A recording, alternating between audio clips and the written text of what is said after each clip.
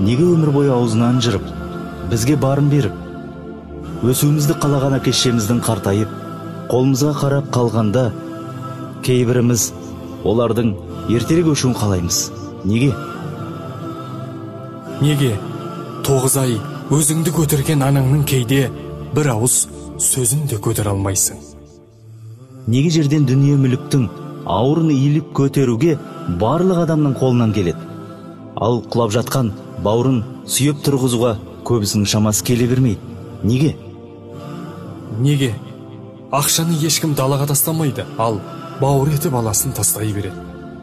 Неге көршіміздің аш екенін біле тұра, өзіміз тойып ұйықтай береміз?